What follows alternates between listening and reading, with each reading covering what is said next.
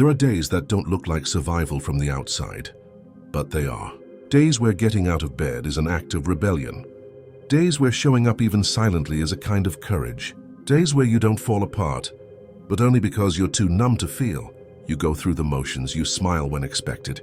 You answer "I'm fine" with practiced rhythm, but deep down something is slipping, and no one knows, because no one asks, because you've made it look too easy for too long. Seneca understood this kind of suffering, the kind that doesn't scream, the kind that whispers, "What's the point of all this?" He wasn't writing for perfect people.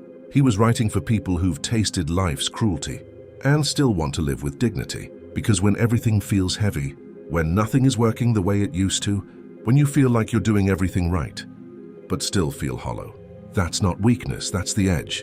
And Seneca's work was about what to do when you reach that edge, and the world offers no hand. You see, the Stoics weren't about becoming emotionless. They were about becoming anchored. They knew that life would betray you. That loss was inevitable. That control was a myth. So they stopped trying to control outcomes and learned how to command their inner world. Seneca wrote from exile, from grief, from loss, from watching friends die. He wasn't writing from theory. He was writing from blood. And what he discovered, you don't have to eliminate pain to become strong.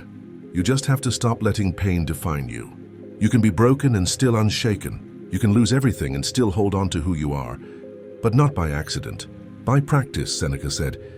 It is not that we have a short time to live, but that we waste much of it, and nothing wastes your life faster than obsessing over what you can't control. Let's get honest. You can't control who leaves. You can't control what the world does next. You can't undo the pain that already happened. But what you can control is who you become in response. You can let the betrayal make you bitter, or you can let it make you clear. You can let the silence break you, or you can let it teach you how to stand alone with grace.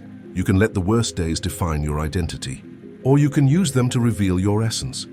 Seneca's survival was rooted in this one belief. You may bind my body, you may exile me from the land, but my soul that is not yours to touch, that's power. Not because it's loud, but because it's unstealable. You can take everything from a Stoic, except their ability to choose their mindset. And that's the practice we're about to break open together. In this video, you may not feel strong right now. That's okay. You're here. That's the beginning. Now we build from there.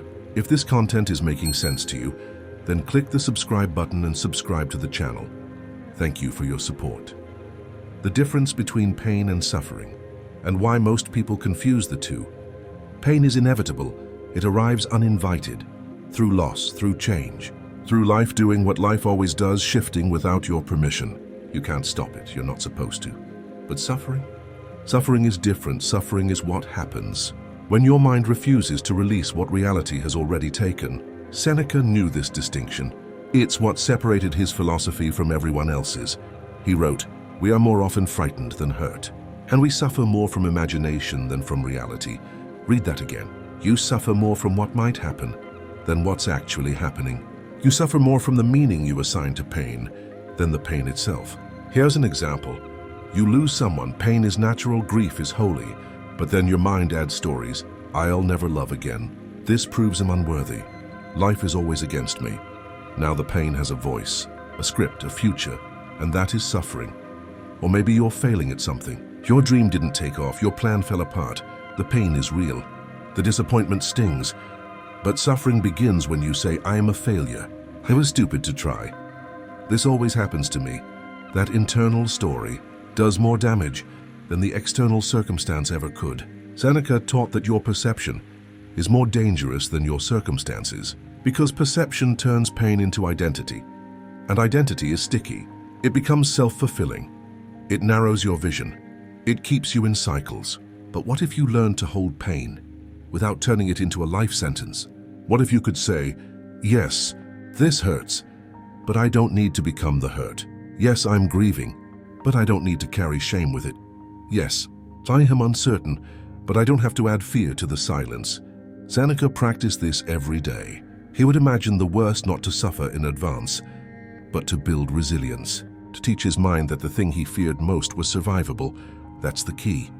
You're not trying to avoid pain. You're learning how to stop magnifying it, because suffering thrives in the space between what is and what you demand should be. And the moment you release that demand, The tension breaks. You're allowed to feel it all. The sadness, the confusion, the heartbreak. But you're also allowed to stop looping the same story about what it means about you. Because what happened is not who you are. What hurts doesn't have to define what's next. Seneca knew you can live through hell and still protect heaven inside your mind. Let that be your goal. Not perfection, not control, but mental freedom in the middle of the fire. That's what the Stoics trained for. Not immunity from loss, but sovereignty through it. You can start practicing right now. Take a deep breath. Ask, what pain am I feeling today that's real? And what suffering am I adding on top that's just story? Then separate them. Hold the pain, release the rest. That's where strength lives. How to stay calm when everything is falling apart. Seneca's real daily practice. Everyone wants to feel calm, especially when life is falling apart. But most people misunderstand what calm actually is. Calm isn't the absence of chaos. It's the refusal to let chaos own your mind. Seneca didn't find calm because his life was easy. He found calm because he practiced how to meet difficulty without collapsing. Every single day. This was his discipline. He trained his thoughts the same way a warrior trains their body. He questioned fear. He dissected assumptions. He prepared himself mentally for hardship so that when it arrived, he was ready. Let me show you how to do that. Here's the real Stoic practice. 1. Prepare for difficulty before it arrives. This doesn't mean expecting the worst. It means rehearsing resilience. Seneca would write letters to himself, where he imagined worst-case scenarios. What if I lose everything? What if my health fades? What if I'm betrayed? Not to scare himself, but to teach his mind that he could handle it. Most people suffer because they expect ease. So when life throws difficulty, they panic. But if you expect difficulty as part of the contract, then when it arrives, it doesn't shock you. You face it with breath, not breakdown. 2. Practice voluntary discomfort. Seneca would occasionally sleep on the floor, eat plain food, wear cheap clothing, even though he had access to wealth. Why? To remind himself that he didn't need comfort to survive. He was teaching his nervous system. You're more adaptable than you think. You can live through simplicity. You are not dependent on luxury to feel secure. And when you stop needing everything to be just right, you stop fearing change. That's freedom. 3. Write through your pain. Seneca's letters were more than philosophy. They were therapy. He processed in real time. He wrote to understand, to see his own illusions clearly. You can do this too, not to fix yourself, but to hear yourself. When you write without judgment, you make space between the emotion and the reaction. And that space is where peace lives. 4. Shorten the distance between pain and presence. When something bad happens, most people spiral. They relive it, retell it, reframe it again and again until it owns them. But Seneca's advice? Don't suffer twice. What's done is done. Process it, yes, but then return to now. Return to your breath, your body, your environment. The sooner you return to presence, the less power the past holds. 5. Define your identity without the story. Seneca didn't define himself by status, wealth, or outcome, because all of that can be taken. Instead, he focused on his core character. How do I show up when life disappoints me? Who am I? When I am alone, what do I refuse to let the world take from me? That's calm, not emotional detachment, but radical clarity of who you are no matter what. Let's bring it together. You don't find calm by hoping for better circumstances. You build calm by anchoring yourself in preparation, presence, and principle. The world will still shake, but you don't have to. That's the Stoic secret. That's Seneca's legacy. How to carry the unfair weight without letting it crush you.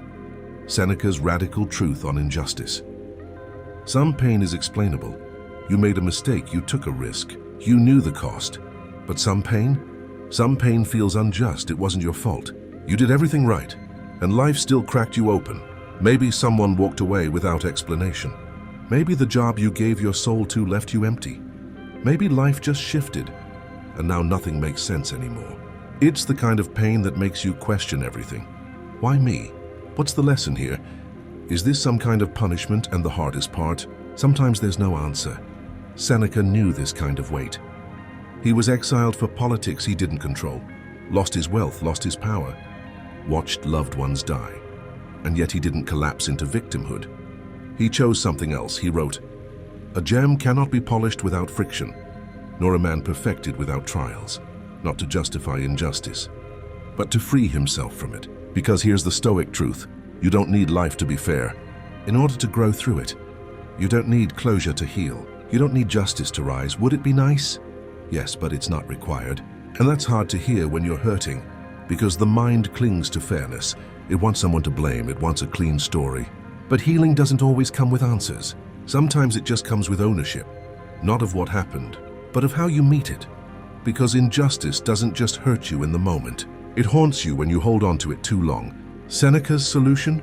He taught himself to release what he could not command, to say, "This pain isn't fair, but it's mine now, and I choose how I carry it." That doesn't mean you love what happened. It means you refuse to let it define the rest of your life. So how do you carry the weight without letting it break you? 1. Validate the wound. Pretending it didn't hurt. That's spiritual bypass. Start with honesty. Say, "This was real, this broke me, this wasn't okay." Naming pain is not weakness. It's the beginning of release. 2. Drop the story. Keep the lesson. The story says, "They did this to me, I'll never be okay." The lesson says, "Now I know what he'll never tolerate again. Now I know my strength." Don't give your pain a throne, give it a purpose. 3. Choose meaning over revenge. You can spend your life trying to make them pay, or you can spend your life building something that their actions will never touch. The most powerful revenge? Living in peace. 4. Turn the weight into wisdom. Write about it, speak it, create from it. Don't just carry the weight, shape it. Turn it into something that strengthens others, that softens the world, that gives your pain a voice, stronger than silence. Seneca wasn't trying to be a hero. He was just trying to stay human when life tried to make him bitter. And that's what you're doing too. You don't need to justify what broke you. You don't need to make it make sense. You just need to walk through it with your soul intact. That is the highest form of power. The quiet power that nobody can take. And why Seneca still matters. You've been taught to measure strength by how much you can carry, how much you can achieve, how loud your victories are. But Seneca taught something different. He believed real strength was quiet, unshakable, and untouchable by external chaos. He didn't measure strength in fortune. He measured it in freedom, the kind of freedom that comes when nothing outside you can control what happens inside you. Not rejection, not injustice, not loss. You see, Seneca lived in a world of power struggles, betrayal, and political games. And yet, his most radical act was stillness, calm, presence, sovereignty. He didn't try to escape pain. He trained himself to hold it, without becoming it. That's the invitation. To stop outsourcing your peace, to stop waiting for closure, to stop blaming the storm, and start learning how to become the shelter. The world may not change, but you can become someone who doesn't flinch when things fall apart, who doesn't spiral every time something goes wrong, who doesn't let pain write the story of who you are. And here's what no one tells you. You don't have to look strong to be strong. Sometimes strength is taking the next breath, speaking one true sentence, getting through one more hour, saying no more, saying "I still believe," saying nothing but staying alive. That is strength. And you have it right now. Even if you don't feel it yet, you are still here. And that means something. It means the worst thing that happened did not win. You're still capable of peace, of power, of healing, of rebuilding on your terms, not because life is fair, but because you are choosing to be free. Seneca matters now more than ever, because in a world that tries to spin your mind in 1,000 directions, he reminds you, you always have a choice in how you interpret things, a choice in what you hold on to, a choice in who you become next.